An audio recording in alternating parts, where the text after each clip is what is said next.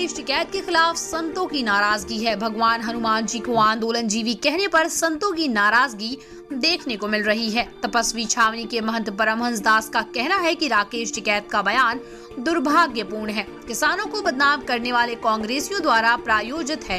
PM Narendra Modi देश हित में जो भी कानून लाए, कांग्रेस उसमें रोड़ा बनी है। अभी तक राकेश टिकैत किसानों को बदनाम कर रहे थे, अब देवी देवताओं को बदनाम कर रहे हैं। हनुमान जी पर टिप्पणी से साबित होता है कि वो किसानों के लिए नहीं लड़ रहे हैं, वो किसानों को दूसरा समझते हैं, सिर्फ कांग्रेस की फंडिंग से अपनी झोली भर रहे हैं। संतों की चेतावनी है कि राकेश टिकैत क्षमा मांगे, देवी देवताओं के प्रति अमर्यादित टिप्पणी न करें, फंडिंग के पैसे से अपनी जेब घर भरने के लिए देवी देवताओं पर बयान न दें, नहीं तो इसका परिणाम बुरा होगा। राकेश टिकैत को मालूम नहीं है कि क्या कांग्रेस की वजह से देश बटा है। नेहरू और जिन्ना दोनों एक सिक्के के दो पहलू थे। कांग्रेस देश तोड़ने का काम कर रही है, वहीं अयोध्या हरिधाम पीठ के महंत जगत गुरु राम दिनेश आचार्य ने राकेश टिकैत के बयान को ओछी राजनीति करार दिया है। जगत गुरु राम दिनेश आचार्य का कहना है कि आंदोलन राष्ट्रहित व समाज हित के लिए होता है, झंझावात के लिए नहीं। राकेश टिकैत पर कार्रवाई होनी चाहिए, जिससे आने वाले समय में लोग ऐसी बात नहीं कर पाए।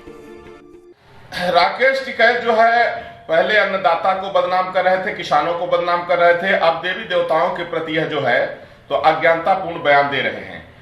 हनुमान जी को जो परम राम भक्त हैं उनको इन्होंने कहा कि सबसे बड़े आंदोलनजीवी हनुमान जी थे, उन्होंने दूसरे के लिए अपने पूंछ में आग लगवाया था, तो पहले इनको ये पता लगना चाहिए कि हनुमान जी का एक रोम भी नहीं जला था। और जो ये कह रहे दूसरे के लिए, तो हनुमान जी के लिए प्रभु श्री राम माता जानकी दूसरे नहीं थी, उनकी आत्मा है, सभी राम भक्तों की आत्मा है प्रभु श्री राम। ये कह के राकेश टिकैत ने यह साबित कर दिया है कि वो किसानों के हित के लिए नहीं है, वो अन्नदाता के हित नहीं चाहते हैं, बल्कि वो दूसरे के मतलब वो किसान नहीं है। उन्होंने कहा दूसरे के मतलब, उनका ये बयान साबित कर रहा है कि ये कांग्रेसियों के लिए जो है ये काम कर रहे हैं, क्योंकि आदरणीय प्रधानमंत्री श्री नरेंद्र मोदी जी जो कोई भी कानून देश हित में बनाए हैं उसमें कांग्रेस रोड़ा बनी रही, चाहे वो आर्टिकल 370, 35 में रहा हो, चाहे ट्रिपल तलाक रहा हो, चाहे CAA रहा हो, और चाहे ये कृषि सुधार कानून है। माने कांग्रेस का एक ही काम है कि देश को तोड़ने के लिए किसी भी तरह से जो है तो भाजपा को रोकना। और चूंकि उनको डर है कि आदरणीय प्रधानमंत्री नरेंद्र मोदी जी के नेतृत्व में देश निरंतर जो है आगे बढ़ रहा है, तो कहीं ऐसा न हो कि भारत विश्व गुरु न बन जाए, कहीं भारत में पुनः राम राज्य न आ जाए, नहीं इनका षड्यंत्र फेल हो जाएगा। और वैसे भी कांग्रेस पार्टी ने ही जो है, कांग्रेस के कारण ही देश बटा। उस समय नेहरू और जिन्ना ये देश के दो बड़े गद्दार थे और दोनों एक सिक्के के दो पहलू थे, दोनों ने आपस में राय मशविरा किया। अगर सरदार वल्लभ भाई पटेल जो है तो प्राइम मिनिस्टर बने होते तो देश की ये स्थिति ना होती। और इसके बाद निरंतर जो है 7 नवंबर 1966 को इंदिरा ने ही गोली चलवाया था दिल्ली में, और सोनिया ने तो हद ही कर दिया है। तो इनका जब तक कोई दूसरा कानून नहीं बन जाएगा तब तक यह जो है इस पर ड्रामा इनका चलता रहेगा।